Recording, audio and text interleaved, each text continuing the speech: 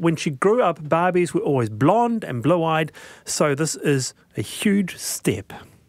I've had so many Māori women ringing me and saying, this is great. There's a Barbie that looks like me, and there's actually not a lot of toys out there for young Māori girls that have curly hair and that beautiful brown skin. So I just think that's brilliant. And the other thing about this Barbie is it's actually about what you can achieve. And many Māori girls and also Pacific Island girls play rugby, and some of them get to be black ferns, and they've also got that career option now of being a commentator or a rugby presenter. So that's a little bit about what this Barbie represents, that new career pathway. Very interesting, Nikki. So the first of Māori Barbie, a good thing or a culture being appropriated? Look, I think it's great for Melody, and she and I worked together, funnily enough, at one stage, so it's good on, lovely for her. I'm just looking at all the Barbies. I don't know if you can see that one. Yes, I can. Yeah, so I think it's really cool that they've got some diversity in the ages of the women that they are celebrating. And obviously in the cultures that they come from. But I'm looking at them all, and they are all the same shape and size. So there's no body. There you go. There's no body diversity. There's no body diversity. And even if the role model is an older woman, the Barbie is not an older Barbie. It's a young woman. So I just wish. Okay, so it's mixed. Yeah, it's a mixed picture. I just wish they could celebrate diversity fully there. Okay, so it's not a complete picture, because yes, the other women immortalised in plastic were you've got Frida Kahlo, the Mexican artist, you've got American aviation pioneer Amelia Earhart, you've got the Chinese ballerina Wan Tan. Yeah, Ita Buttrose is there, which is cool. Yes, Bindi famous Irwin. Journalist. A lot of really amazing women, but all of the Barbies kind of look the same. Yeah, okay. Do you have a take on this, Jock? Who would you like to see as a Barbie? I haven't seen them all, but I don't very much if Valerie Adams features among them. This is an odd thing, and I guess, looking at this, from a sort of an old, grumpy old bloke sort of perspective. Here we go. Correct me if I'm wrong, but I thought that a few years ago, the world, especially the feminists, were condemning the whole concept of Barbieism and Kenism. And that type of thing. And I'm just wondering if this is any better. Isn't this just sort of, you mentioned, is it a cultural sort of a grab? Is there something being deliberately done as a marketing ploy by Mattel, to sort of try and suck up to other people? The culture of I'm Barbieism. a bit suspicious about all this. No, the culture of Barbieism, Kenism. Nikki. Yeah, well, I don't know that Barbie is necessarily a great. Just for that body image reason, is not a great role model for that was girls. The main criticism, wasn't it? It was not only the lack of colour diversity, but the extraordinary unrealistic shape. It looks Barbie. like they might have changed her proportions now. I can't really tell from these pictures because the Barbies have all got clothes on. But it does look like she's probably not as extreme as she used to be, which, they used to say that if Barbie was a real woman, she wouldn't actually be able to stand up because of the unrealistic proportions of the body. But still... They also said that she'd probably get a job as what they used to call an ear hostess. Right, yes. I can recall, Jock, playing with my Steve Austin $6 million man doll, and I absolutely had hours of fun with it. Yeah, but he had tricks and things. Exactly, he did have tricks. He had all kinds of things that he could do. A little button on the back, didn't he? Push, he arms didn't go. just stand there. We had to make our own out of bits of wood. Very good. Jock Anderson, Nicky Pezant, thank you very much. See you tomorrow.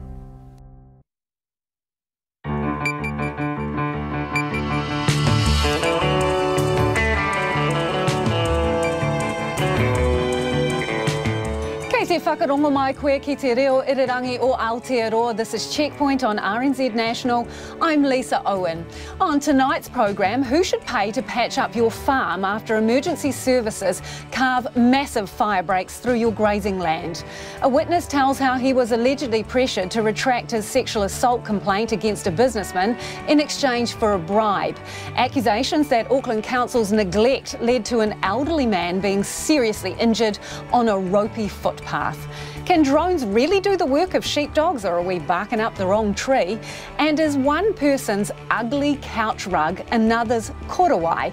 Tonight we reveal exactly where New Zealand Golf got their winner's cloak from. We're pretty much everywhere. Check us out on Sky Channel 83. RNZ News at 5. Kia ora ko Susana Leatawa tēnei.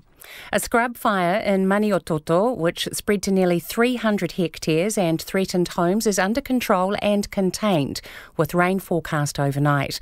The fire has caused disruptions in the area to locals and tourists alike, with roads closed and several properties evacuated overnight.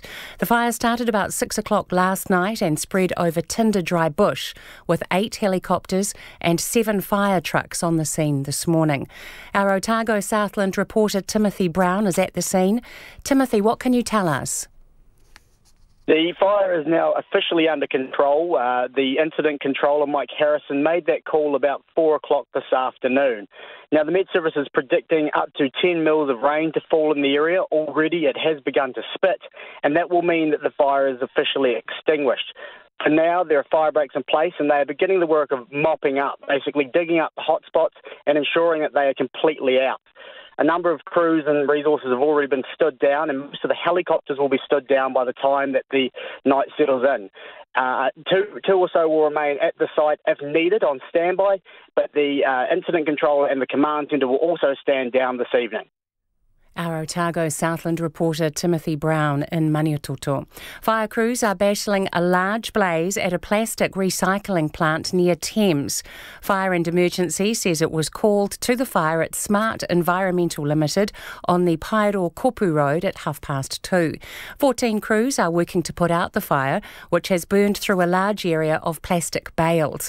Onlookers say huge plumes of black smoke can be seen from kilometres away. A fire broke out at the same plant in April last year, destroying a massive pile of unprocessed waste, which then had to be sent to landfill. The Minister of Finance, Grant Robertson, has defended the $1,000 a day payment to Sir Michael Cullen as chair of the tax working group.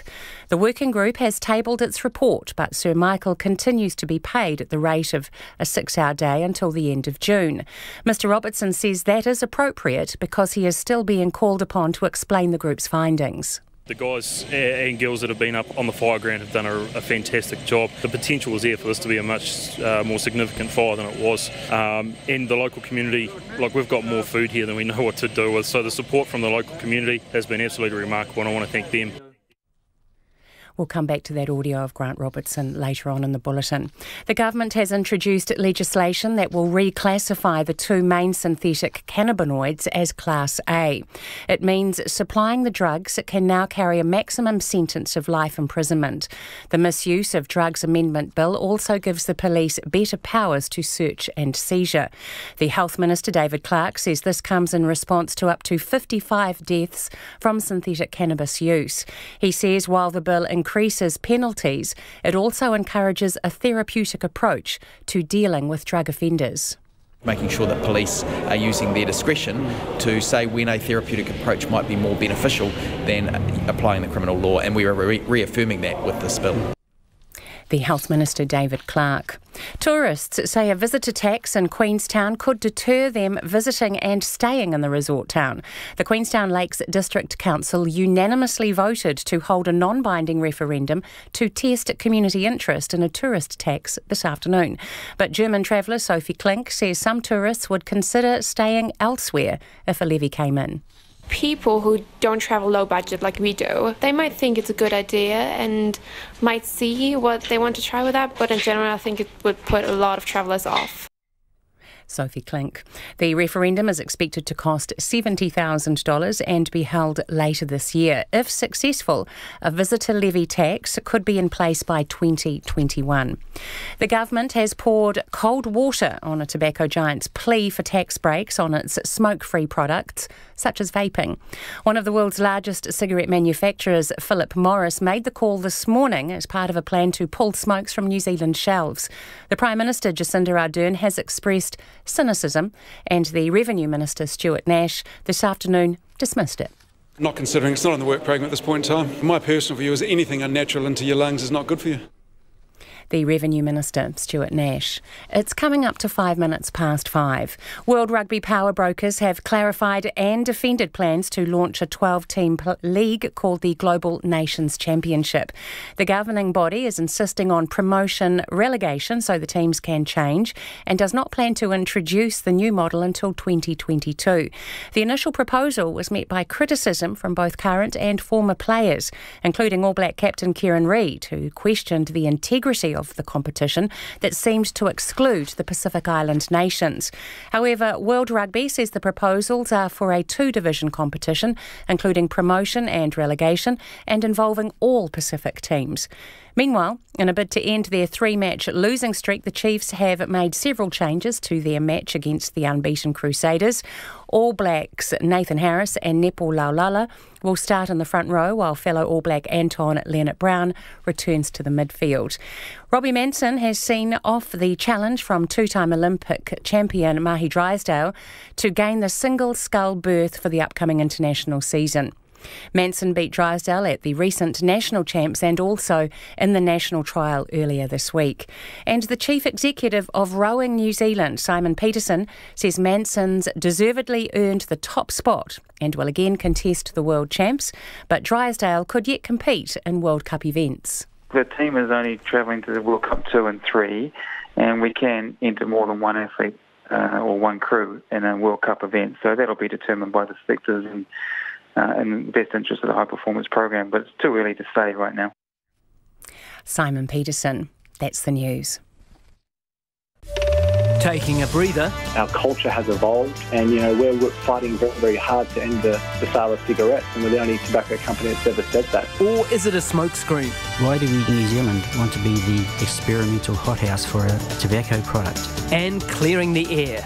And that is the role of the New Zealand-China Council, not to be a slave to Beijing, but to advocate a New Zealand interest. In the public interest, Morning Report, weekdays from 6 o'clock.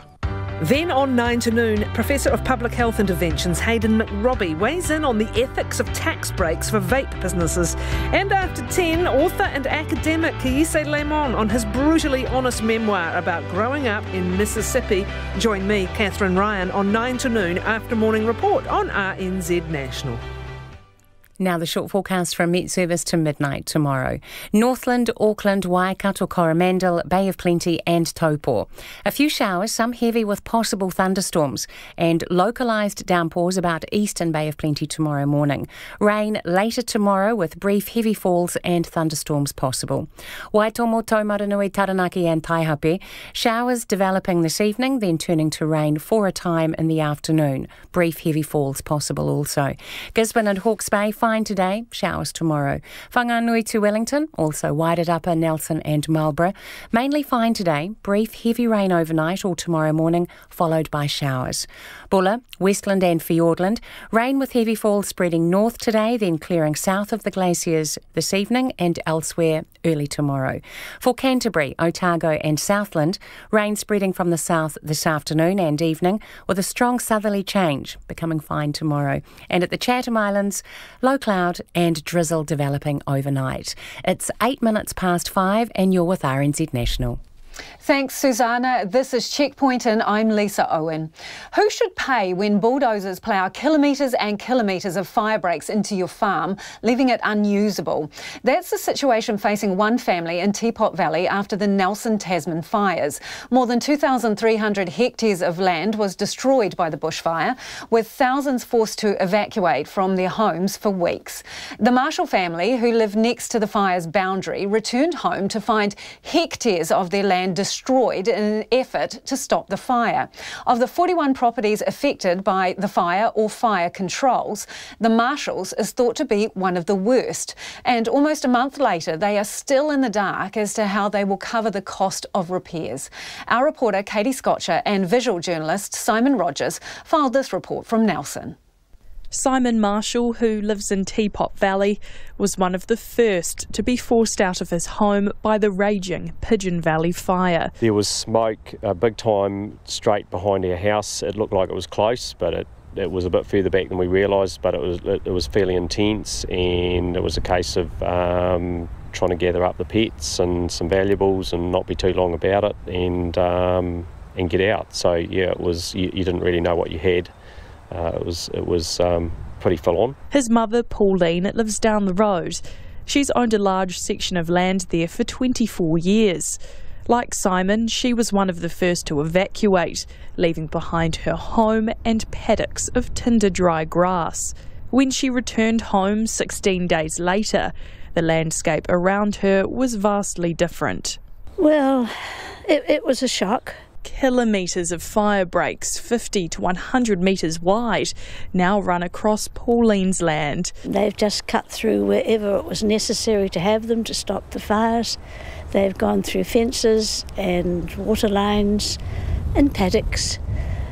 And it's changed the look of things considerably. During the initial response, bulldozers and heavy machinery lifted earth to create a dirt road ring around the perimeter of the blaze to contain it. Fire crews are authorised in an emergency to enter a property and create fire breaks if it is considered necessary. Simon Marshall says that work has damaged his mother's land significantly. Lost a lot of pasture, and there's been a lot of damage to water lines and irrigation lines and fences, so about 10% or maybe even nearly 15% of the property. So to look at it, it's very different. Pauline Marshall's land was lined with fences, irrigation and water lines for cattle. More than 300 dairy cows were kept on the land under an agreement with their owner, Michael Shearer. They were evacuated to nearby land in early February and still have not returned. For the 16 days Michael was away from the land, he was unable to supply Fonterra with milk. We weren't able to supply because the shed we're milking out of hadn't been MPI approved recently. So we were just milking into a slurry tanker. But Fonterra's supported us financially through the times. The lines and fences that are vital when farming the stock were ripped out of the ground as bulldozers ploughed through building fire breaks. We've got half the farm that has good water on it still, at least. So that gives us enough of a platform to be able to carry on and milk on while the other half gets repaired. But really it's kind of a waiting game now till we get the okay to shift the fire breaks back and then can put all the fences and water lines. Receiving the all clear to start repair work looks as if it'll be far away. The fire breaks must remain in place until the fire is completely extinguished. Then the Marshall family must grapple with the cost of repair work. Pauline's land isn't insured. She's owned farmland for 60 years and says it's never been needed. At this stage, she doesn't know how much it's going to cost to repair the land, but knows there is a huge amount of work to do. She's now waiting on her application to the Mayoral Disaster Relief Fund. Well, it's going to cost a great deal of money to do all of this, and I don't imagine the Mayoral Fund will have that much money. So we just don't know yet. We'll have to wait and see. There is just over $360,000 sitting in the relief fund. $170,000 of that is from the government. Simon says if they receive money from the fund, it may not be enough. So he's calling on the government for help. It seems like some properties like this one have had a vast amount of damage done to them in the form of fire breaking, and it's not just to protect this property, it's to protect the wider community. So other properties further out haven't had any of this happen at all. So it only sort of seems fair that the government does come to the party and sort it out. Simon says whether they receive funding or not, things need to be back to normal by spring. It's imperative that this land gets reinstated and sown back down in the springtime so that the grass regrows in time before winter. So we'll have to make a move on it when we're allowed to. The Nelson City and Tasman District Councils are yet to set a date for funding allocation. Mō te hōtaka o te ahiahi nei, ko Katie Scott Churaho. The Tasman District Council says it's currently exploring other funding avenues apart from the Mayoral Relief Fund to assist people affected by the fire. It expects more information is likely to be available next week sometime. Firefighters in central Otago have battled to bring a 300-hectare scrub fire that closed part of the main state highway and rail trail under control. Crews fought the blaze near the small township of Waipiata through the night, saving a house in the process. Our Otago Southland reporter, Timothy Brown, filed this report from the Maniototo plain. Shortly before 6 o'clock last night, a series of lightning strikes rained down on the parched earth of the Maniototo. In the tinderbox conditions, several fires erupted, but it was only one near the former railway town of Waipiata that caused real issues for firefighters. Otago's Deputy Principal Rural Fire Officer, Mike Harrison, says at its height 12 fire trucks were battling the blaze. It came very close to damaging a house. In terms of the house protection, how close did it come? Very close. Yeah. We were lucky that there was a wind change, but the guys did a fantastic job, built a containment line around that property and saved it from being destroyed. If they hadn't done that, we would have lost structures. As day broke this morning, they were joined by 8 helicopters. We had about 6 or 7 fire appliances on the scene doing a variety of tasks. We've got people doing structure protection, and we've also got a few fire appliances actually on the front lines working what we call the black, extinguishing hotspots and working alongside our pilots and our helicopters with their monsoon buckets. 14 people were evacuated from 2 properties during the night as wind conditions added to firefighters' anxiety. Kokana Lodge owner Alexis Simon says it was a stressful night as she was forced to leave the property along with 10 guests. They were relocated to another bed and breakfast in the nearby town of Hyde. Hyde School accommodation and eatery hostess Tania Holloway says the community rallied together and she was happy to help out. We've got a big hall here and we've got all the spare beds because we had guests in all the rooms, so they were really great and said, no, come and take all the spare beds out of the rooms. So they actually got up in their jammies and helped us move all the beds down to the schoolhouse and set up a big bedroom in there for everybody. But for others on the plane, life has had to carry on as normal, even with the looming threat of fire and evacuation. Farmer Cassie Becker says despite being across the road from the fireground, they went ahead with a planned sheep sale once they got the okay from firefighters. Life doesn't stop just because of a fire over the hill? No, we carry on and the guys had pretty much had it under control from what we could tell about 9:30. They basically started working when they could see again. And not a nervous night or anything like that? Not for us, no. I didn't feel threatened at all. Cassie Becker says there were up to 16 lightning strikes throughout the area which started fires on farms, at a nearby cemetery and even caused a massive crack in a large tree at the domain in the nearby town of Naseby. All eyes are on the sky as rain is predicted for this evening, as well as a drop in temperature, which will come as welcome relief for all. From the Maniototo plain for Checkpoint, Timothy Brown. It is 17 after 5 and you're with Checkpoint on RNZ National. We're always keen to hear from you, so do get in touch. You can text us on 2101, tweet us at Checkpoint RNZ or email checkpoint@rnz.co.nz. Interested in your thoughts on who should pay to fix your land if it's damaged during firefighting, which is the case down in the Tasman-Nelson district. Tonight, Checkpoint can reveal the origins of the controversial so-called korowai that New Zealand Golf bestowed on the winner of the recent Golf Open. It was draped on the triumphant winner's shoulders and caused a bit of a stink on social media, with some in the Māori weaving community and beyond saying it's not a genuine korowai and shouldn't be called one when it looks like a cheap couch rug or a craft project. New Zealand Golf has not been forthcoming with information about who made it and how, but we can confirm it's faux fur with rooster or turkey feathers, and we know exactly where it's come from. Strolling to work this crisp Auckland morning, one of our producers was positively frozen to the spot after noticing the window display in a souvenir shop.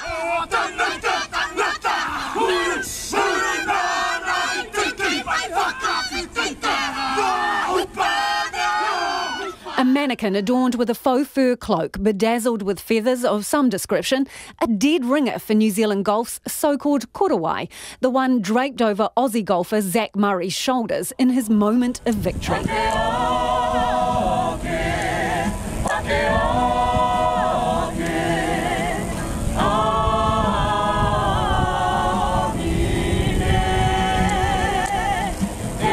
New Zealand Golf Golf initially told us it was a gift from Ngāi Tahu, then backed away from that, saying instead it had simply been blessed by the iwi. But Checkpoint can now reveal its actual origins. Do you recognise the cloak used at the New Zealand Golf Open as one of your own? Yes, it's definitely one of ours. Ros Hunt from Rotorua-based Roscraft. She can pick her company's work in a lineup. I actually based my original ideas on a visit to Te Papa and looked at the pre-European cloaks of the 1850s, and we designed a lot of those on that. The reason we don't use kiwi feathers is, one, it would be absolutely impossible to kill a kiwi and put on the cloak, so some people are given a kiwi feather when a kiwi's run over or has to be destroyed. But for the general public, there's no way we're going to kill a kiwi to make a cloak.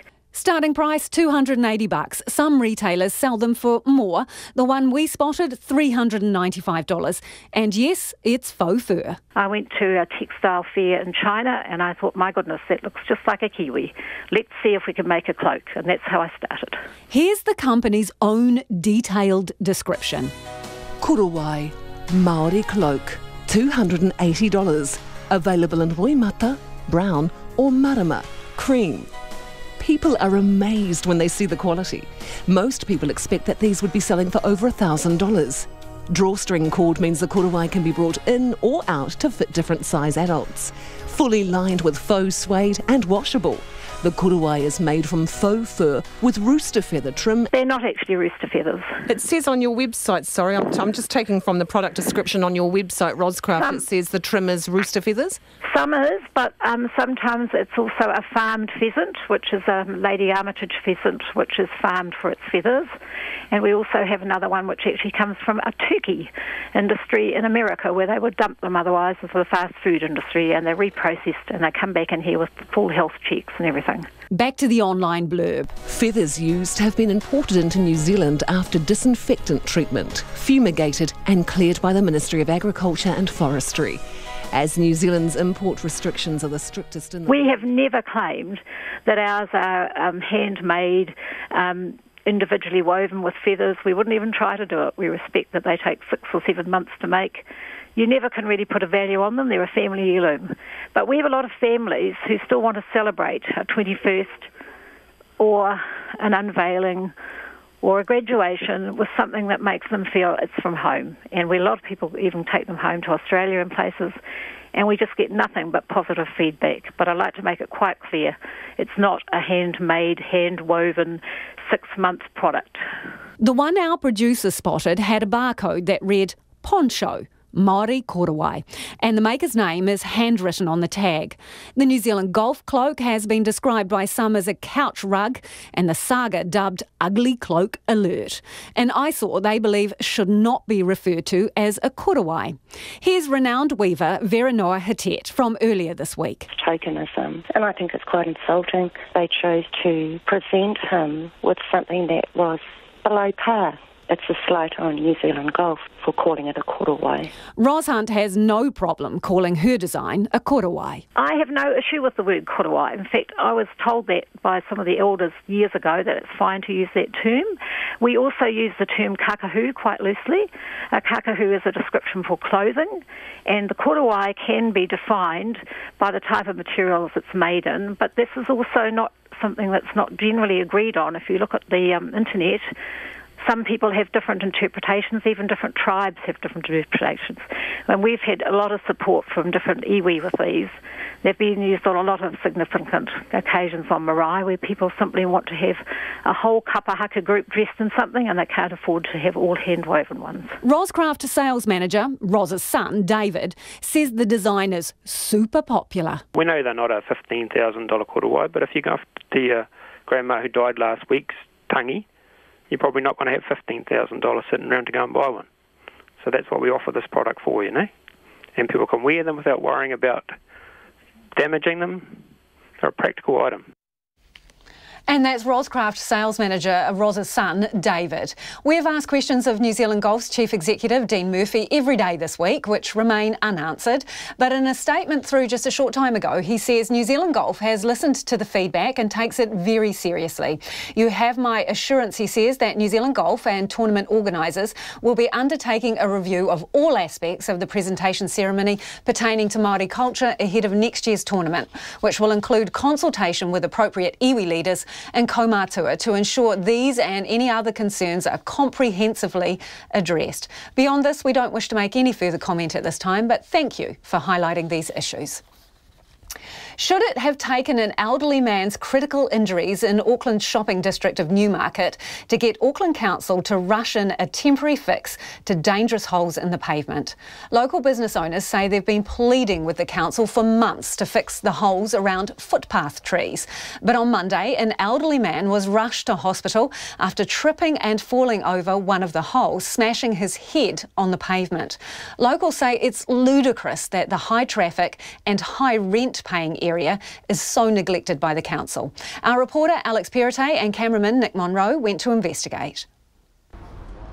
Eyewitnesses say they rushed out of their stores along Broadway when they heard the commotion. One shopkeeper says he heard the sound of the man falling and it was horrific.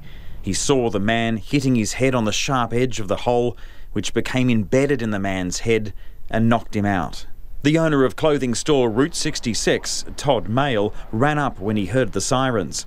And the poor guy was just being put into the back of the ambulance, and there was a crowd of people, and learnt that he fell into that hole and was badly injured. Before that, did you have any concerns about the safety of some of these holes around the trees? It literally has been just waiting for this stupid accident to happen. I can't believe it's taken so long for it to be addressed, the problem to be addressed. Kevin Lamb is the CEO of Age Concern Auckland and says it was an accident waiting to happen. Where are you going to go if you want to get there? You're going to stand up. You can't go that way because it's blocked off. You're going to come straight through here. You're already in the hole. You get your foot caught there. You're going to fall over. So, just a bit of sensible, common sense thinking would have made a huge difference here. Yeah.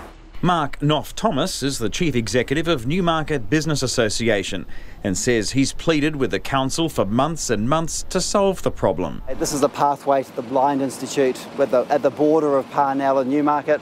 A lot of elderly people coming through. We have a very strong elderly consumer demographic. The overall maintenance has been really, really average and very lacklustre.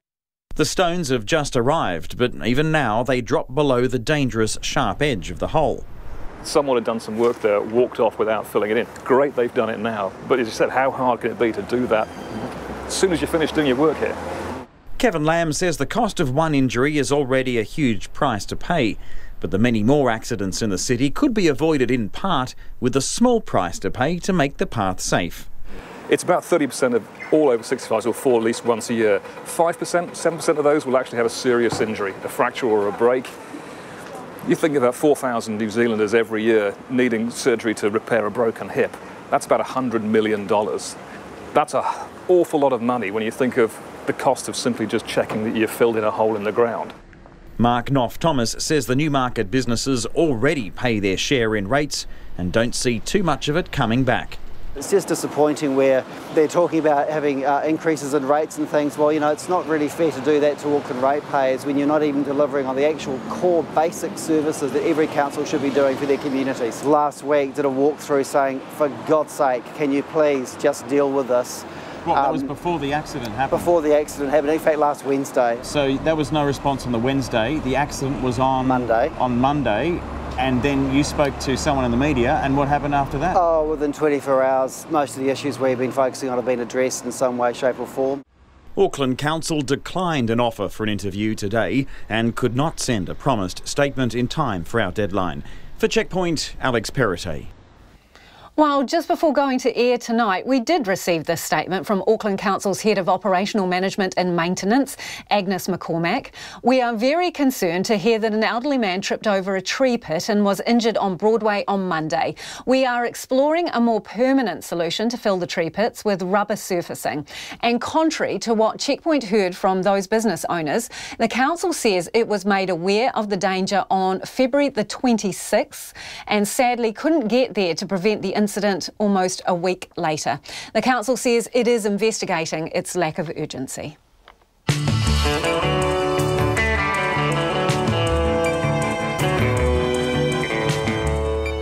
Coming up on Checkpoint on RNZ National, Canadian Prime Minister Justin Trudeau faces the worst crisis of his leadership.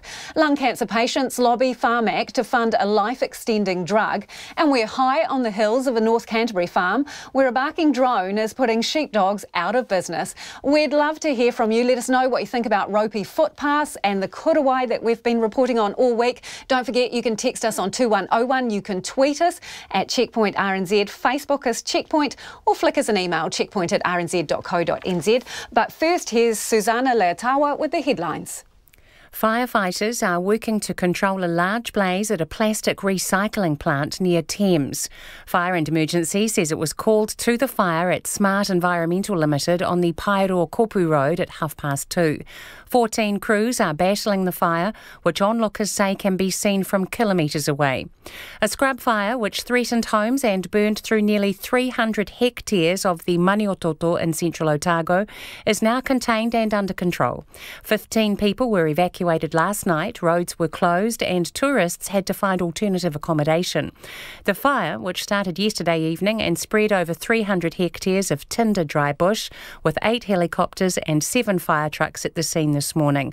Rain is forecast overnight. Finance Minister Grant Robertson is defending Sir Michael Cullen receiving $1,000 a day as chair of the Tax Working Group, which has already tabled its report. Sir Michael will continue to be paid at that rate for a 6-hour day until the end of June. Mr Robertson says that is appropriate because he is still being called on to explain the group's findings. A government bill to reclassify synthetic cannabinoids as Class A will mean people convicted of supplying the drugs could face life imprisonment. The Misuse of Drugs Amendment Bill also gives the police better powers of search and seizure. Health Minister David Clark says it follows more than 50 deaths from synthetic cannabis, and the bill also encourages a therapeutic approach to drug offenders. The government has rejecting a tobacco manufacturer's plea for tax breaks on its smokeless products. Philip Morris called for lower taxes today as part of its plan to stop selling cigarettes here. The Prime Minister has expressed cynicism over the move, and the Revenue Minister Stuart Nash this afternoon dismissed it. Tourists say they could be put off visiting Queenstown if a proposed visitor tax is imposed. The Queenstown Lakes District Council unanimously voted to hold a non-binding referendum on such a tax this afternoon. But German tourist Sophie Klinker says Queenstown is already expensive. Those are the headlines. Our next news and weather update is at 6. Thanks, Susanna. This is Checkpoint. I'm Lisa Owen, and Nona Peltier has joined me in the studio to discuss business. So, restaurant brands, there's still growth there, and it's coming from our taste for chicken. Yeah, people love their KFC. The company's growth is just, always growing on the sales of KFC. So this last time around, the last quarter rose 5.7%, just keeps building. And that's contributed an awful lot to their sales. That was $80 million of sales, so that's pretty good. So it is the strongest, because they've got all sorts, haven't they? They do. They have Carl's Jr. burgers. Now, the growth in that wasn't as good. That was down 7.5%, but that's a small part of their earnings. And then Pizza Hut also down, but then they're also franchising their stores. So same store sales in that sense were down 9.4%. So pizza and burgers not as popular as the chicken. Now, the company is bringing in Taco Bell to New Zealand, and they're expecting that to generate growth. Certainly, that's been a real money spinner in jurisdictions where it does exist. It's been going. That brand is quite old and definitely is very profitable because it's very cheap to produce tacos and people love them.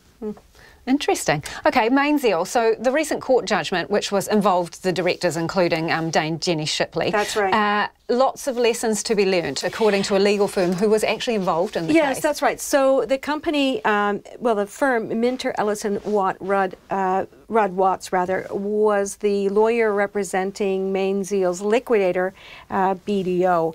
And one of the lawyers who worked on that is a fellow named Mihai Pascario, and he was talking to me earlier today about some of the things that they've learned from this. And one of the things was that this particular company had not sought independent legal advice or financial advice until way down the road. So they'd been operating for 8 years in an insolvent position before they sought some independent legal advice. That was really towards the end, when just before the collapse of the business. And he said, really, in situations where you've got a lot of complicated financials and you need advice, you should be asking for that much sooner.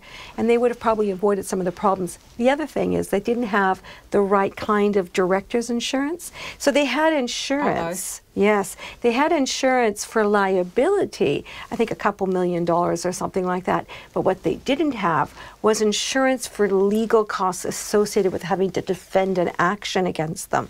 And so he says that really directors should be looking at what kind of insurance they have and make sure it's adequate. Certainly, he said in the case of these directors, they didn't have adequate insurance considering the turnover of that business, which was more like $400 million or somewhat. And he said their insurance cover was quite paltry relative to the risk that they were facing. So you've just sent hundreds, thousands of directors scrambling to the top drawer to read their insurance policy. And then they should definitely be looking it over, because that's quite critical. And these days there's a lot of liability and a lot of pressure on directors to get things right. So yeah, definitely look at your insurance, make sure it's adequate. Markets today, Nona, what's the wrap? It's the same thing, more caution. And, the last couple of days we've seen both Australia and Canada, the currencies there have been rocked by, uncertainty about the economic outlook. And so we ended up still, though, 0.25%, 22 points to 9,437, which is pretty good.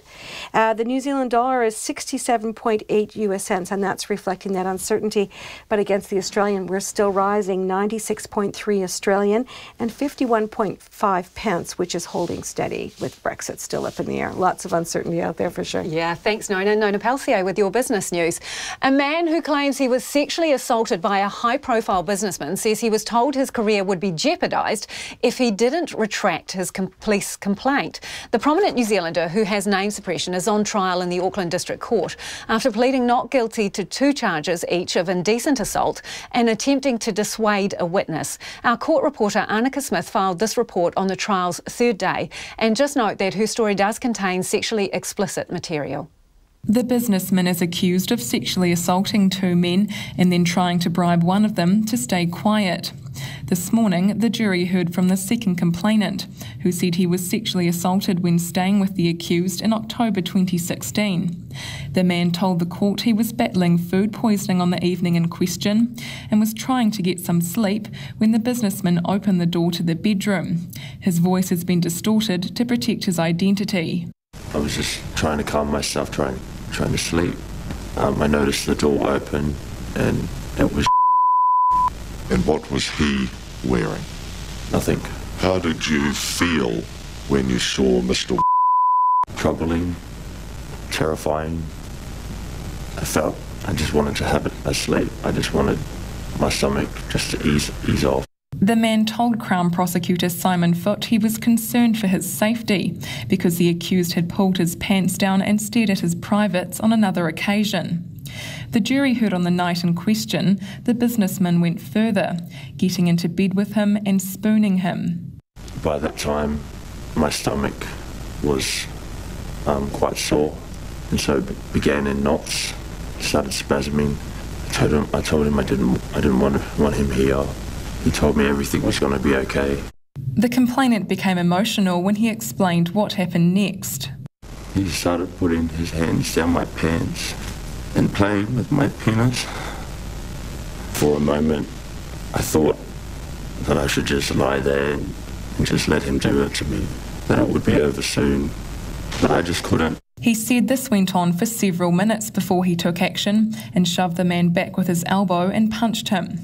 The man said he'd tried to reach for his phone to call a friend during the alleged assault. This friend took him to the hospital where he told a nurse what had happened and later the police. 6 months later, he said one of the man's associates contacted him to arrange a business meeting. The man said while he'd fostered a professional relationship with him, this felt forced and unnatural. He said he took his phone to the meeting and recorded 25 minutes of the conversation. This recording was played to the jury this afternoon. In it, you hear them talking about contracts, money, and the businessman. The associate tells the man he can do the fixing thing and asks him to speak to his lawyer. Crown Prosecutor Simon Foote asked the complainant what he thought this meant. My heart just sank, because then I don't know, I guess I was just trying to believe in him to be there for me, and it was just making more clear to me that as our conversation happened that his intention was just to get me to retract my statement. The complainant said he left the meeting under the impression his career would be hurt if he didn't retract his police statement. The businessman and his 2 associates who are also on trial have all strenuously denied the allegations. Yesterday, the second complainant, who said he was groped by the man at a business meeting, was accused of lying. The prominent New Zealander's lawyer, David Jones QC, said he had made it up to get back at his client after botching a business deal. It's expected Mr Jones will cross-examine the second complainant tomorrow. At the Auckland District Court, for Checkpoint, this is Arnica Smith. Police are appealing to the public for help as they probe a vicious hammer attack in central Auckland. The incident took place just before 9 o'clock yesterday morning when the victim was sitting on a bench near the corner of Lawn Street and Rutland Street outside the Auckland Central Library. The police say an unknown man came from behind and assaulted the victim with a hammer before fleeing the scene by running up Rutland Street towards Merrill Drive. They've released a CCTV picture of an individual they believe can assist with their inquiries. If you're watching, you'll see that on screen now, and I'm sure we'll stick it up on our website and Facebook page. The victim was transported to hospital with serious head injuries. He is now in a stable condition, and anyone with information is being asked to contact Auckland City Police on 09 302 6557, 09 302 6557, or you can ring Crime Stoppers. Tourists have warned they'll give Queenstown a second thought if a local visitor tax is imposed on the resort town. The Queenstown Lakes District Council has voted unanimously to hold a referendum on the issue, amid fears that ratepayers will continue to bear the brunt of rising infrastructure costs. If passed, it will be the second regional visitor tax in the country and will come on top of a national tourist levy, which is set to begin in the middle of the year. Tourism reporter Tess Brunton reports from Queenstown. German traveller Sophie Klinker says she would reconsider coming back to Queenstown if she had to pay extra. I mean, Queenstown is in general quite expensive city or town for New Zealand standards, so it definitely put me off. But she says it may not have the same effect on everyone. Well, I think for people who don't travel low budget like we do, they might think it's a good idea and might see what they want to try with that, but in general I think it would put a lot of travellers off, especially low budget travellers. And I mean, here around there are just so many people in our age who just don't have that much money, so I think definitely they won't come to Queenstown to stay in Queenstown. They would rather stay outside somewhere else where it's a lot cheaper to stay. Queenstown Lakes District Mayor Jim Bolt announced the non-binding referendum on a visitor tax in a media conference before councillors unanimously passed the plan today. He says no other city or district in the country experiences a ratio of 34 international visitors per resident. Mr Bolt says Auckland has a ratio of 1:1 and Christchurch is 3:1. The reality is we have around 6 million bed nights in the town a year, over 3 million individual visitors, 24,000 ratepayers. The model simply doesn't work. We cannot keep up the quality of infrastructure that we need to. He says the New Zealand tourism industry will suffer if Queenstown can't keep up. The referendum is expected to cost $70,000. If passed, it wouldn't be the first visitor levy in New Zealand. Stewart Island has had one in place since 2013, but it could open the door for more regions to consider implementing a similar tax. Mr Bolt envisions that domestic and international visitors would have to pay the levy. I need to emphasise how important it is that our community gets involved with this referendum. It is our best chance, perhaps our only chance, to get the financial support we need to make a difference to the quality of life for all of us living and working here. Queenstown resident Justine Farquharson says the resort town is on the brink of hitting full capacity for visitors and residents. She says the additional funding from a tourist tax would be a lifeline to pay for infrastructure. That comes down to where they use the money and how and what they implement in the town to keep it as a town. We don't want to become a city. We can't become a city. We can't widen anywhere in Queenstown any further than what we have. Landscape-wise, this is us. We need to use the money so it's a better experience for people who live here, but also a better experience for people who visit here. She says locals have been crying out for more funding and infrastructure, but the devil will be in the details as to whether they will support a tourist tax. The fact that council doesn't have to go ahead with whatever the community decides has put a bit of a dampener on the announcement. That's definitely a concern. I think in this situation, I think the council will use the community to get it across the line. Because if we're listened to, then we've helped them get the referendum through. Nick Kittle of the Villa del Lago Hotel represents 63 other accommodation providers and says he's worried any new tax or levy would just sting his sector. Yeah, we're worried that any additional taxes or levies that are to be payable by the community would fall only on the shoulders of one type of business, when all types of businesses are benefiting from tourism, and in fact all residents will benefit from the upgrade in infrastructure. But he didn't rule out a tourist tax, saying businesses will offer their help to the council to write the referendum. German tourist Emma Stewart says she might come back if she knew where her money was going. Maybe, but it's still a lot of money more. And yeah, we are low budget travelers, so we don't have the money. The levy is expected to attract between $25 and $40 million a year. Jim Bolt says the model for the levy has yet to be decided, but it would likely be a percentage, not a flat rate. The referendum is expected to be held later this year. In Queenstown for Checkpoint, Cortes Brunton, Tane. The government's defending still paying Sir Michael Cullen $1,000 a day as the head of the tax working group, which delivered its final report last month. Sir Michael has been doing media interviews defending the report against what he described as a rather hysterical destroy New Zealand way of life reaction, a clear reference to the National Party. National is questioning why Sir Michael is continuing to get a paycheck and why he's making political statements in defence of the report. Here's our political editor, Jane Patterson. National's been strident in its criticisms of the impact of the proposed capital gains tax on some New Zealanders. Now it's set its sights on Sir Michael Cullen, who chaired the tax working group established in December 2017. In this question to the Finance Minister Grant Robertson, National's Amy Adams wanted to know why he's still on the government payroll. Why is Sir Michael Cullen to be paid more than $1,000 a day of taxpayer funds to engage in political debate for 4 months after the tax working group has been disbanded, including 2 months after the government will have announced its own position? Mr Speaker, Sir Michael has had his contract extended because it's necessary to respond to all of the misrepresentation and lies about the report. She then referred to remarks made by a former Labour Chief of Staff. That Dr Cullen wading into the political debate over capital gains tax isn't helpful, and that Dr Cullen's comments are highly political. Mr Speaker, no, I haven't seen those comments, but I am aware of the last tax working group in 2010 set up by the previous government, where several weeks after that was released, the chair of it, Mr Bob Buckle, was making a number of comments in the media. 3 members of the tax working group wrote what was in effect a minority report, disagreeing the proposed tax should cover business. Ms Adams asked about their input from here on in. Was any thought given then to extending the contracts of any of the dissenting members of the tax working group to help inform the debate? Order. Mr Speaker, Dr Sir Michael is the chair of the working group. It's appropriate that his term is extended. She also questioned the Minister about Sir Michael's media arrangements. Is it appropriate that Treasury officials were used to send out a press release from Sir Michael Cullen on Monday evening attacking the opposition, and Treasury officials were provided as the media point of contact for follow-ups? Mr Speaker, those officials are the Secretariat for the tax working group.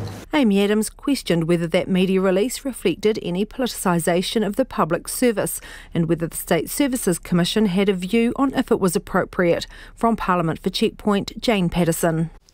It is 12 minutes away from 6. I'm Lisa Owen and you're with Checkpoint on RNZ National. Keep your feedback coming. You can text us on 2101, tweet us at Checkpoint RNZ or email checkpoint@rnz.co.nz. I'll be interested to know what you think about Sir Michael's pay packet there, $1,000 a day. The Canadian Prime Minister Justin Trudeau is facing the worst crisis of his leadership, and it all comes in an election year. Mr Trudeau was elected on a wave of optimism and was seen as a feminist leader who would bring a new honesty to government. But now he stands accused of bullying a female minister on behalf of big business. 2 female cabinet ministers have resigned and an inquiry is underway over claims Mr Trudeau tried to stop the prosecution of a multinational company on bribery charges. The ABC's North American correspondent Connor Duffy reports. Young, progressive, handsome and optimistic, Justin Trudeau had a long honeymoon after his election in 2015. From the cover of Vogue to international trips, he received rock star treatment. Now the halo has slipped. Prime Minister Trudeau stands accused of bullying a female Indigenous minister to help a multinational company dodge penalties for bribes paid in Libya. Well, Canadian Prime Minister Justin Trudeau is dealing with a growing scandal tonight. It involves what he allegedly told a top official to do about a major company involved in a corruption investigation. Trudeau's former Attorney General, Jody Wilson-Raybould, resigned over what she claimed was pressure from the Prime Minister's top advisor to let engineering firm SNC-Lavalin off the hook. The company had said a bribery prosecution would lead to heavy job losses and was lobbying for a fine instead. Ms Wilson-Raybould resigned from the ministry along with another minister, Jane Philpott. Mr Trudeau's advisor, Gerald Butts, denied allegations the Attorney-General was intimidated or pressured when he appeared before a parliamentary committee today. I'm interested to know if you ever witnessed inappropriate pressure on the former Attorney-General. No. Would you have raised the issue with the Prime Minister? Had you ever witnessed a colleague inappropriately pressuring the former Attorney-General? Absolutely. Mr Butts is one of the Prime Minister's closest aides, though the scandal has forced him to resign too. Today he also denied the Attorney-General was moved to a different portfolio because she refused to go along with the SNC-Lavalin plan. Minister Wilson-Raybould said, quote, "I feel I'm being shifted out of justice for other reasons." The Prime Minister replied that he was doing the shuffle because he had to and because he thinks it's the best thing for the government and the country. Prime Minister Trudeau has defended himself, saying he was just fighting for Canadian jobs. But there's no doubt the scandal has tarnished him. It's manna from heaven for Canadian Conservatives who are facing a long period in the wilderness. Conservative strategist Jamie Ellerton says the scandal is turning voters off because it contrasts sharply with everything they thought they were voting for with Mr Trudeau. The kind of complete hypocrisy or exercise in cognitive dissonance, old backroom corporate deals to let connected insiders off the hook really speak to our direct contradiction to what he ran on. Canadians will go to the polls in October and Justin Trudeau will be working to repair his standing with voters between now and then. Connor Duffy reporting there. The American R&B singer R. Kelly has been arrested for a second time in recent weeks, this time for failure to pay child support. The 52-year-old was taken into custody in Chicago for owing more than $161,000 in child support to his 3 children with his ex-wife, Andrea Kelly. He must pay the full amount to get out of jail. The arrest comes just hours after an explosive television interview with CBS host Gayle King, in which he lashed out against charges that he'd sexually assaulted teenage girls. Here's the BBC's Nick Bryant.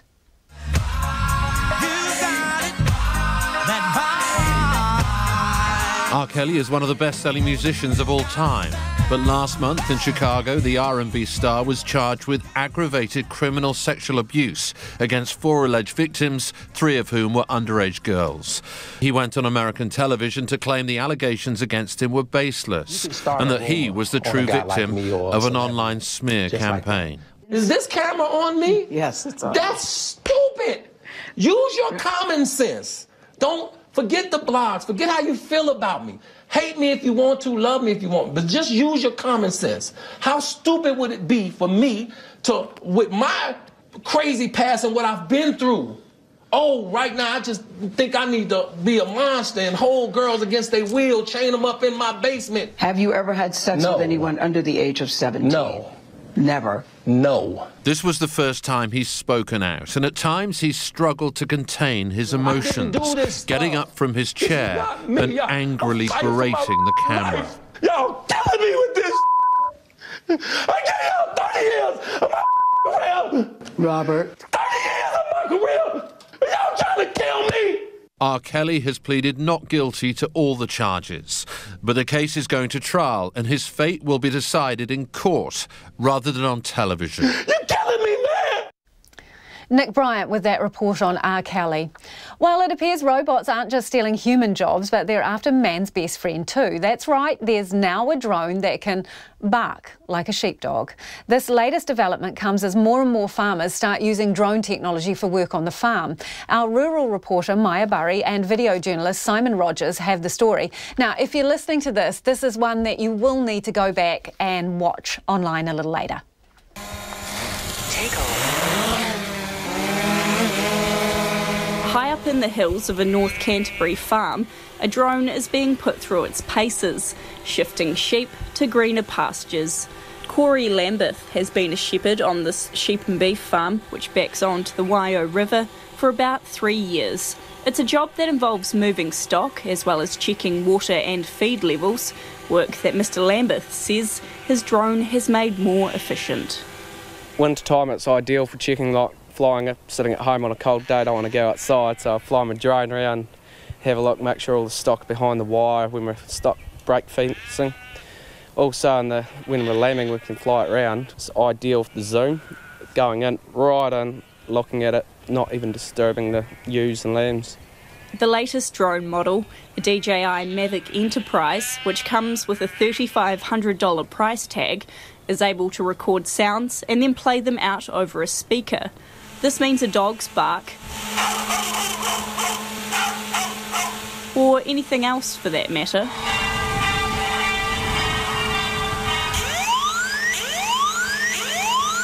can now be loudly projected across a paddock. Mr Lambeth says this helps move stock along faster during mustering, while still putting less stress on the animals than a dog can. Well, that's the one thing I've noticed when you're moving cows and calves, that the old cows stand up to your dogs, but with the drone, they've never done that. Just explain what you mean by stand up. Pretty much motherly instinct, getting up in the dog's face, trying to tell it to go away, leave me alone and my calf alone, compared to the drone, get behind it, use the siren or the bark, and the cow's like, what's that? I can't see it, I'm away. Corey Lambeth says while old school farmers may consider it lazy, they should think about a drone as saving them time and money.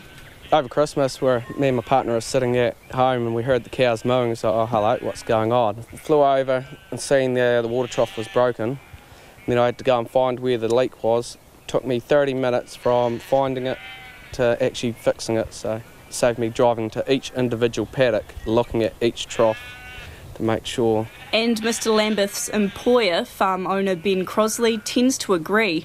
In fact, the fourth generation farmer has now bought one for himself too. Mr Crosley says while some farmers struggle with the new technology, it's important to keep up. I used to sit and go and see my grandfather every night. He lived on the farm. And yeah, he even struggled with cell phones, so yeah, having a drone to muster stock would have been a shock for him, yeah. And I guess it just goes to show that farming's changed quite a bit. Yeah, it has. Just trying to get efficiencies too, just save time. So yeah, it can sometimes take half a day to try and find a water leak, whereas the drone you can zip around and have it done in an hour for the longest. So, no, it is pretty handy. While drones are a new part of the farming toolkit, Corey Lambeth says technology can sometimes let you down. With real severe wind and that, you couldn't fly a drone in it, but with the rain as well. But which I'm sure in the future they'll be making developments onto make it more durable for in winter time and that. But that's when you would use a dog on wet days and that. Yes, 5. Corey Lambeth says he has no plans to start leaving his 5 dogs at home when it's time to go to work. Yes, there's definitely got to be places for dogs always on the farm. So, the one downside of the Mavericks and anything electronic, you still need to bring them in and charge them, and the lifespan of that is compared to 10 years of well looked after dogs is ideal.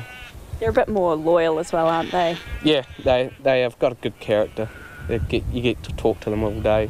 So while barking drones are now a reality, Mr Lambeth says the technology still won't have your back quite like a dog does.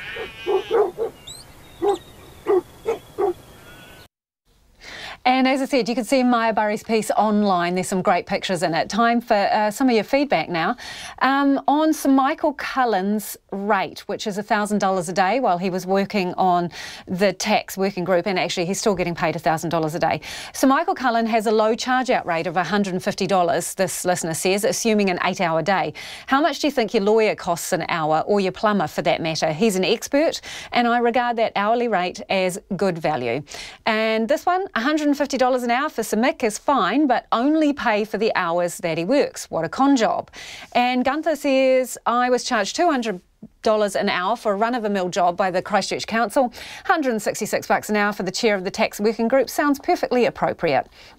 On the subject of the kurawai, this is the cloak that was used in the New Zealand Golf Winners ceremony.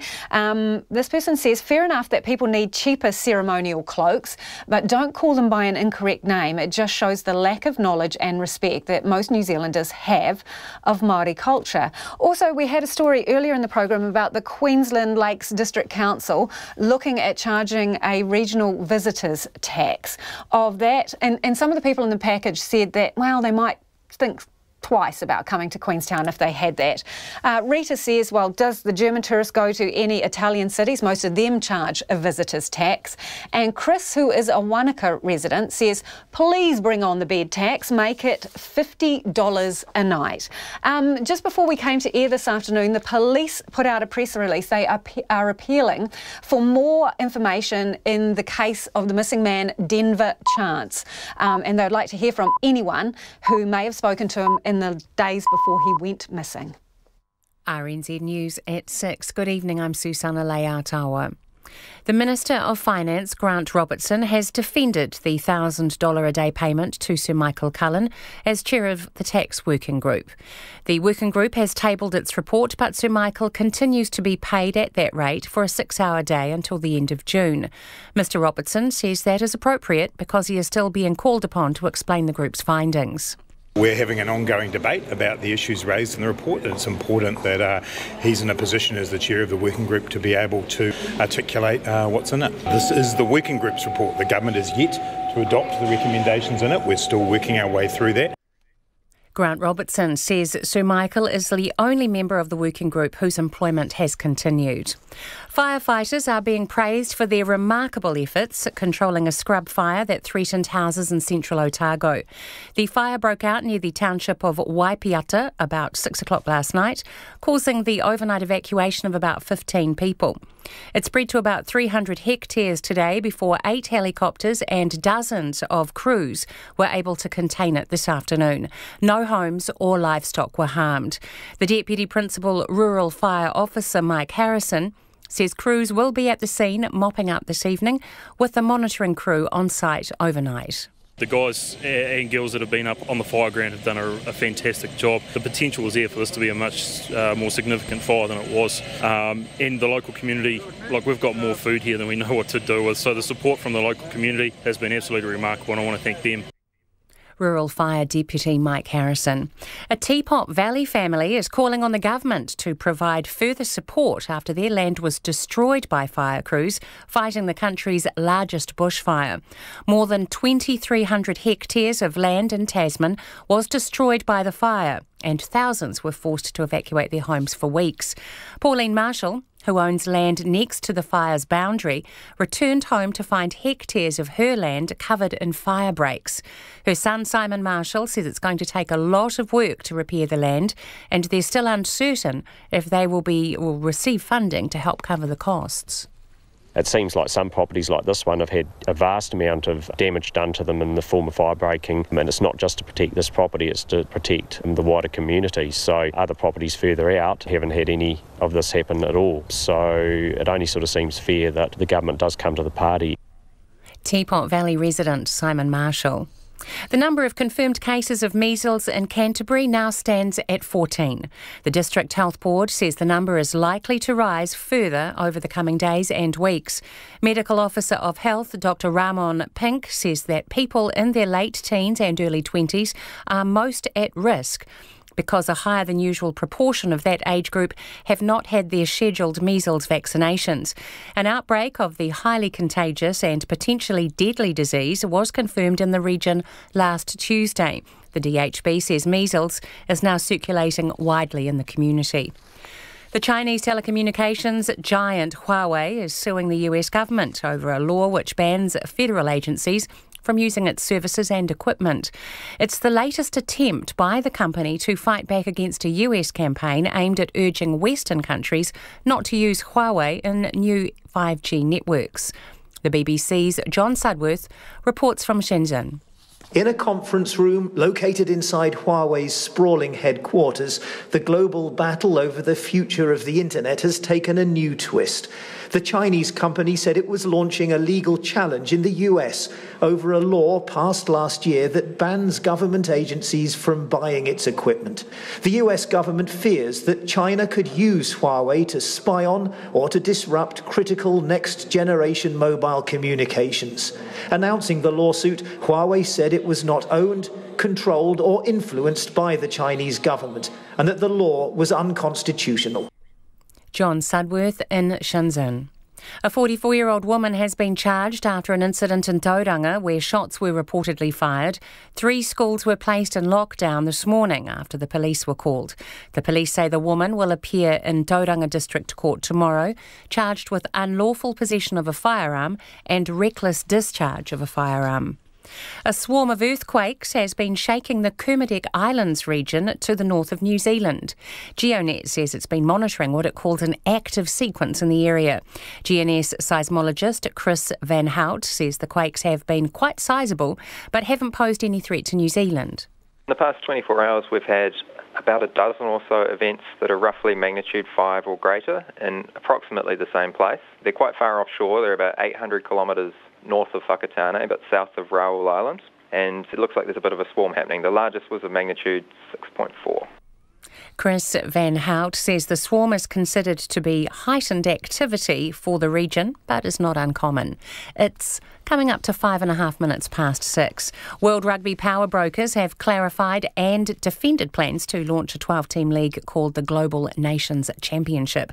The governing body is insisting on promotion relegation so the teams can change and doesn't plan to introduce the new model until 2022. Rugby reporter Joe Porter has more.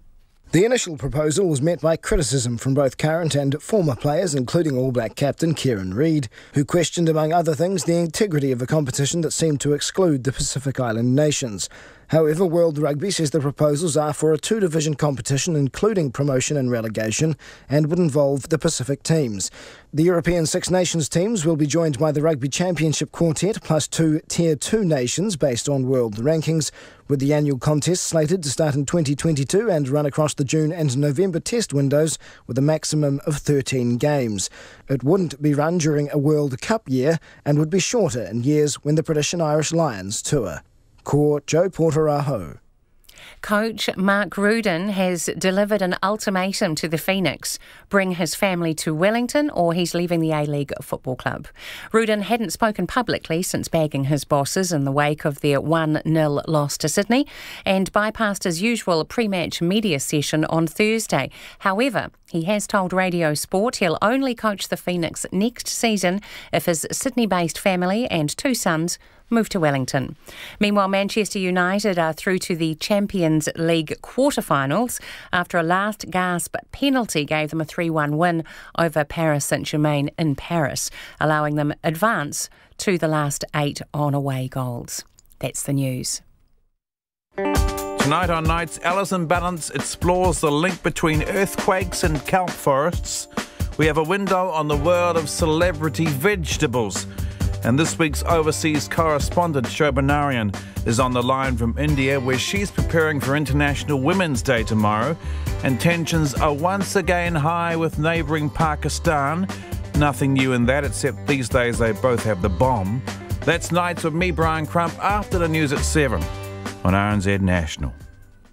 Now the short forecast from Met Service to midnight tomorrow for Northland, Auckland, Waikato, Coromandel, Bay of Plenty and Taupo. A few showers, some heavy with possible thunderstorms and localised downpours about eastern Bay of Plenty tomorrow morning. Rain later tomorrow with brief heavy falls and thunderstorms possible. Waitomo, Taumaranui, Taranaki and Taihape. Showers developing this evening, then turning to rain for a time tomorrow with brief heavy falls. Gisborne and Hawke's Bay, fine today, showers tomorrow. Whanganui to Wellington, also Wairarapa, Marlborough and Nelson. Mainly fine today, brief heavy rain overnight or tomorrow morning, followed by showers. Bulla, Westland and Fiordland. Rain with heavy falls spreading north today, then clearing south of the glaciers this evening and elsewhere early tomorrow. Canterbury, Otago and Southland. Rain spreading from the south this afternoon and evening with a strong southerly change, becoming fine tomorrow. Chatham Islands, low cloud and drizzle developing overnight. It's coming up to 8 minutes past 6 and you're with RNZ National. Thanks, Susanna. This is Checkpoint and I'm Lisa Owen. The Auckland Council is to meet with a Western Springs Speedway organiser after he wrote an emotional open letter to the Mayor. The Speedway's lease at Western Springs Park is up, but with just a few days to go, there's no new venue decided. In a letter to Phil Goff, the Speedway organiser, Bill Buckley, says the council handled the matter disgracefully and needs to sort it out. Brooke Jenner reports. Bill Buckley says the Speedway is in limbo. The lease finishes on March 16th, but the council hasn't found it a new home. In his open letter, Mr Buckley says the sport has a 90-year history with the park, and Mr Goff has to front up and help. It's hundreds of thousands of dollars each guy's spending, and they take 12 months to build a car. We need a decision now. That's what I've been telling them. The council had been considering Collindale Park in Whitty as an alternative, but put that plan on hold in November for further investigation. And nothing will be decided until April at the least, when the council's finance committee meets again. All my drivers and car owners and supporters of Speedway don't want to have a season with no Speedway. Mr Buckley says he was blindsided when the body that manages the park for the council, Regional Facilities Auckland, announced that the 16th would be the Speedway's last meet at Western Springs. But a Regional Facilities spokesman, Paul Nisbet, says the Speedway organisers knew this day was coming. The RFA's view is that, we've acted in good faith since 2012. SPL themselves recognised the fact that Western Springs wasn't working for them at that stage. They entered into an agreement that doesn't have a right of renewal. And Mr Nisbet says the lease will not be extended for the Speedway any longer. But in the wake of the emotional open letter, Regional Facilities and the Council are prepared to talk with the Speedway organisers. They'll get together next week, 3 days before the lease ends, but what might be in store is a mystery to Mr Buckley. But he is clear on one thing. We want absolute assurance that we're going to run next season, and it's either going to be Western Springs or a track that I approve of. Mr Buckley says there are too many people involved in Speedway for the wait to continue any longer, and they deserve a fast decision. The Mayor's office has been approached for comment. Ko Brooke Jenner Tine. The controversial Lime scooters are back. It's been almost 2 weeks since they were removed from the streets of Auckland and Dunedin after the Auckland Council called the company out over a brake locking issue and suspended its licence. All scooters were taken off the streets until this morning. But as Jordan Bond reports, their return comes with strict conditions. Ironically, I was almost bowled over by a Lime scooter today as I was heading out to report on their return. A handful of the 1,000-strong fleet were back on the streets today, following a 2-week suspension by the Auckland and Dunedin councils after it was revealed a design flaw had caused the wheels to lock on at least 155 scooters across the country. Auckland councillor Chris Darby's pleased that issue's over with. Yeah, it's great to see Lime back on the street, and it's great to see that they've passed the tests that Auckland Council required of them. Lime says it's delighted to be back in Auckland and Dunedin despite the conditions placed on them by both councils in order to keep operating. They have to inspect every single scooter every week and inform the councils about any problems within 24 hours. Lime user Sarah says she grabs a scooter when she's running late and says it's a more comfortable way to travel quickly through the city without turning up sweaty. She's missed them over the past fortnight. I have, yes. Why? Oh look, it's been warm and I've been running late longer, so I'm enjoying seeing them back. Another user, Liam Herbert, says taking a scooter means he doesn't need to walk 20 minutes across the city from Auckland University. You're able to actually spend more time doing something somewhere else and not have to worry about, oh geez, it's going to take me 20 minutes to walk down to Westhaven. It can take you like 6 or 7 instead on the line. Another user, Xiao Xing, bought his own scooter before Lime hit the streets. He saves money on car parking by ferrying from his home on the North Shore into the city and then riding his scooter to work. Sometimes you drive a car, it's probably not worth it. You have to pay for the parking and you just take this. If it's not too far, like 2 to 3 kilometers, go to a ferry station and come down here. And it looks like the bright green scooters are just the start for Auckland. Chris Darby says the council is in discussions with 2 other companies, which are looking at launching their own electric scooters. Yeah, I'm aware of one company that is definitely interested and another company that's expressing interest. And I'm aware that this is happening around major cities all around the Western world at the moment. In fact, further than the Western world. There's a lot of interest in this new form of micro-mobility. He says bylaws might have to be looked at and infrastructure may have to be built to accommodate the rising number of e-scooters. I Tamaki Makoto for Checkpoint, Ko Jordan Bond, TNA. Lung cancer patients are launching a petition to push MPs to back more treatments at a drug funding review next month. It's the biggest cancer killer in the country with nearly 1,700 people dying from it each year. But researchers and patients say proven lung cancer treatments for specific mutations haven't been given priority and Pharmac is dragging its feet on funding. Jessie Chang reports. Sunlight filters through the trees in suburban Auckland as Gabrielle Chan leaves her house to begin her morning walk. It's short, just to the local playground where she does loops around the park. Her family joins her, including their dog Oscar, and she smiles as she describes how precious it is to spend time with them. Even more so since her shock diagnosis at the end of 2017. I couldn't believe it because I don't have any sorts of signs of feeling unwell at all. I'm not a smoker. Never ever have smoked one cigarette before for these 57 years. And Gabrielle Chan's diagnosis was about as bad as it can get. Stage 4 lung cancer. It's very hard to use the word to describe the frustration, the fear, anxiety of being a cancer patient. But her son Jeffrey Chan says despite that, his mother has been a pillar of positivity. Going through this, I think you see a lot of someone's character, and what I can say is that through this whole entire process she's been so strong and also acknowledges a lot of other people's emotions. Gabrielle's husband Henry resigned from his job after his wife's diagnosis to look after her. That meant a huge loss of income. Henry Chan now works part-time as a swimming coach, and the family have been living off their savings. But money is tight. Last week I have approached the bank for a mortgage just to fund the everyday living expenses and also get ready. My wife needs the third-generation targeted drug. The third-generation targeted drug he's talking about is osimertinib, or Tagrisso, which costs about $10,000 a month per patient. Mr. Chan's been told it's his wife's best bet because the drug she's currently on loses its effectiveness after a year. Auckland University Professor Mark McKeag is a co-director of the Auckland Cancer Society Research Centre.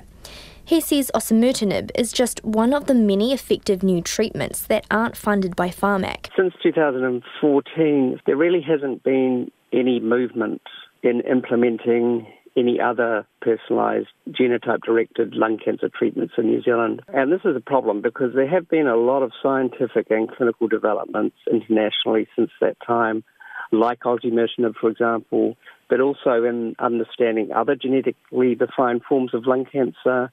Drug buying agency Pharmac says the advice it's received on osimertinib is that the data was too immature and could have overstated the likely benefits.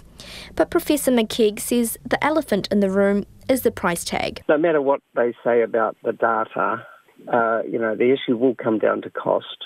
And it's, I think a responsibility both of Pharmac and of the pharmaceutical company to make these medicines affordable and available to patients in New Zealand. Geoffrey Chan is now organising to take a petition to Parliament to urge MPs to back osimertinib, which is funded in other OECD countries like Australia and the UK. For the Chan family, who immigrated to New Zealand from Hong Kong almost 20 years ago, it's a hard pill to swallow. His father sometimes wonders whether the family should have gone to Australia instead. She means so much to me and so much to my family and my children. I can't imagine, one day I lose her. I have to try everything to make sure she can stay with us for as long as possible. Pharmac says it's reviewing the drugs it funds for lung cancer next month, including options for other treatments. Mō te hōtaka o te ahi nei, ko Jessie Chang tēnei. Wellington's beaches are to become smoke-free, but the council is taking more time to ponder what to do about vaping. The City Council voted today to adopt the Smoke-Free Wellington Action Plan, and it expects to officially launch the new changes later this year. But councillors have decided to pause for thought when it comes to what message they should send to vapers. Wellington Issues reporter Laura Dooney was at today's meeting. The council's plan expands on the smoke-free areas already present in the city: parks, playgrounds, sports fields, bus stops and the Civic Square. The city's beaches and Grey Street, where smokers tend to huddle, are next in the firing line. It's not a ban. The council can't stop people smoking, but signs will be put up telling people the spot is smoke-free. The council had also planned to make smoke-free areas vape-free, but they've decided to give that more thought. Elizabeth Strickett, who works for Hapai Te Haora, a Māori public health unit, told the council she didn't believe vaping should be included in the policy. There's a lot of misinformation out there around vaping. The evidence we do have is that it's 95% less harmful than smoking.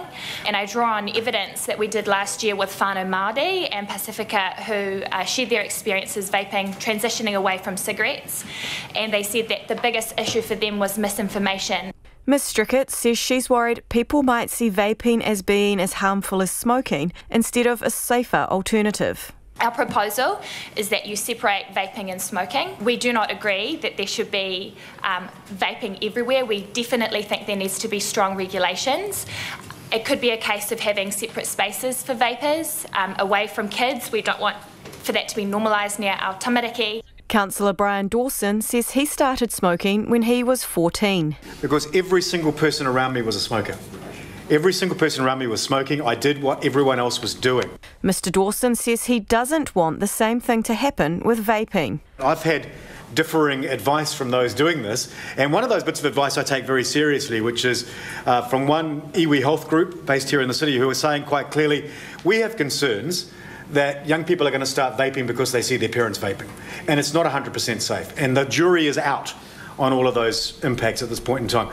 But Mr Dawson says the council needs to be cautious in its messaging and not lump smoking and vaping together. Councillor Andy Foster says while the council can't ban smoking, making areas smoke-free can help influence smokers. I'm of the view that public and peer pressure does make a difference, and that slowly changes behaviour, and I think that's what it's all about. I think if you actually put signs up that say, hey, we don't want you smoking in this particular location, it empowers the rest of the community who are there who don't want to have smoke blown in their faces to say, actually, please can you take that away, can you put that away? Councillors will consider how to treat vaping at another meeting later this month. In Wellington, for Checkpoint, ko Laura Dooney tēnei. The country's largest ever transport project, City Rail Link, has assured the government that it is making progress and is on target for completion by 2024. City Rail Link told a select committee at Parliament today that it's confident it can fill its biggest contract yet, after it was left in the lurch last year when one of its contractors went into receivership. The project, which will link a number of Auckland City train stations through an underground tunnel, has already had another contractor pull out and has been struggling to secure others. RNZ's transport reporter Mediana Johnson has filed this report. City Rail Link Chair Sir Brian Roche says an Australasian-wide shortage of contractors is making it difficult for the company to find people to deliver the $3.5 billion project. We are under some pressure. There is pressure of availability of contractors. We compete in the international market, which is with Australia. Australia in Melbourne, Sydney and Brisbane has significant volume of work. The contractor market is stretched. Sir Brian says while existing contracts are proceeding, some are delayed. It has proved difficult to keep those contracts already tendered, with Fletcher's pulling out in February last year. The second blow came when Australasian company RCR went into receivership, leaving its $500 million contract with City Rail Link in the lurch. That work, which includes the rails, power, controls and safety systems inside the tunnels, is now part of the over $1 billion contract up for tender, which will also include the construction of the tunnel and stations. City Rail Link Chief Executive Sean Sweeney says there are already 2 bidders and he is confident that other contracts are on track. He told a select committee at Parliament today the City Rail Link will be delivered by 2024. So we're not aware of any contingent costs or risks of any of the contracts. The new contract is a combination of the one left empty when RCR went into receivership and other elements of the project. It's been shifted to an alliance contract, which the Transport Agency says will reduce contractor risk. The Transport Minister Phil Twyford is optimistic that the company's largest contract will be filled. I'm not aware that there is any money being lost because of any delay at the moment. They're just working through the issues. They're taking a new approach to the contracting. They've moved to an alliance model, and there's every reason to think that'll work perfectly fine, I think. Meanwhile, the roading sector is concerned about layoffs as large roading projects finish up, leaving a gap in the pipeline of construction work. The Civil Contractors Chief Executive, Peter Silcock, says the industry is still transitioning to the government's new transport priorities, including rail. This huge swing from state highway construction, new state highway construction to public transport has certainly been a difficult transition for the industry and a transition we're still in. Mr Silcock says the newly formed infrastructure body should be able to go some way to help construction companies prepare for upcoming projects. City Rail Link is expected to announce the cost and the contractor for this largest contract by the end of May. For Checkpoint, call Mediana Johnson Tierney. Sports commentator and former Black Fern Melody Robinson hopes a new Barbie doll in her likeness will inspire young girls to pursue careers in rugby or sports journalism. The doll was presented to Ms Robinson as part of a campaign marking 60 years since Barbie was created. Our Māori News correspondent Lee Marama McLaughlin asked her how it felt to be immortalised as the first Māori Barbie. It's surreal because there are so many other accomplished, incredible women in New Zealand and they picked me. So I'm really chuffed. I do feel honoured because at the end of the day, Barbie's changed and this is about role models for young girls, not like it used to be when Barbie was just blonde and blue-eyed. What do you think this signals to young Māori girls out there? Yeah, it's really big for Māori. I've had so many Māori women ringing me saying, this is great. There's a Barbie that looks like me, and there's actually not a lot of toys out there for young Māori girls that have curly hair and that beautiful brown skin. So I just think that's brilliant. And the other thing about this Barbie is it's actually about what you can achieve. And many Māori girls and also Pacific Island girls play rugby, and some of them get to be Black Ferns, and they've also got that career option now of being a commentator or a rugby presenter. So that's a little bit about what this Barbie represents, that new career pathway. What do you think about the whole kaupapa for the Mattel organisation? Yeah, I'm stoked that they have changed tact, and since 2015 they've been producing these Shiro dolls, the role model program. So, you know, when I was young and my Barbie was very thin with the big boobs and the blonde hair and blue eyes, I thought it wasn't cool to look like I looked. So I think the fact that they've listened to people, they've changed the dolls that they produce and that they represent so many different ethnicities and career paths, I think that is a real big up to Mattel and Barbie. Are you worried about the kids getting their hands on it and your Barbie ends up with Vivid on its face or a haircut? All Barbies, if you're young, every young girl's cut their Barbie's hairdo at some point. So, you know, if it happens, I'll turn a blind eye. And that is former Blackfern Melody Robinson, who was talking to Lee Mara McLaughlin about how she felt about, having the first Māori Barbie doll made in her image. Now, I just wanted to give you an update on the investigation into the search for missing Auckland man Denver Chance.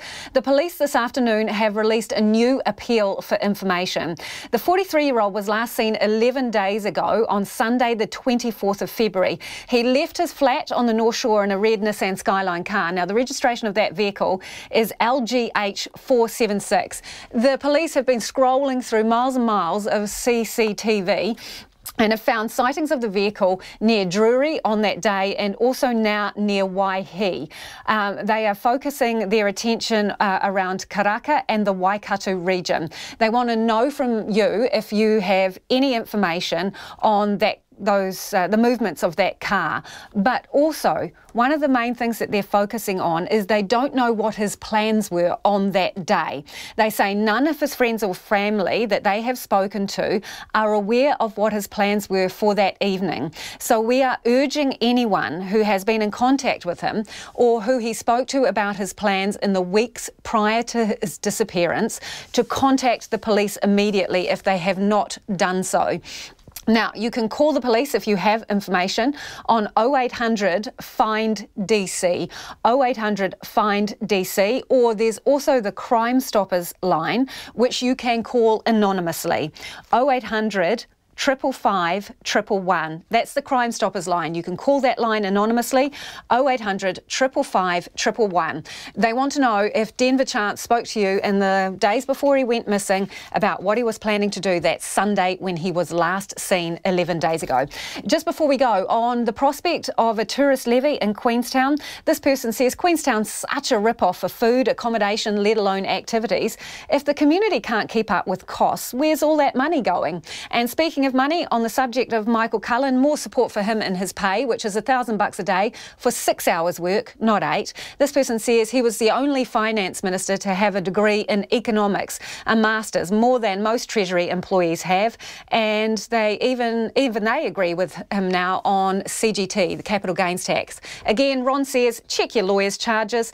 Cullen is an absolute bargain. That's it for this evening on Checkpoint. We'll be back tomorrow, and you can catch up on all our stories online on our website or Facebook page. Thanks for joining us. RNZ News headlines at 6:30. Canterbury DHB is warning more people will be infected with measles as it confirms 14 cases since the outbreak began last week. Fire crews are still working to contain a major fire outside a plastic recycling plant near Thames. The Finance Minister says the chair of the tax working group, Sir Michael Cullen, will be paid up to $1,000 a day until the end of June.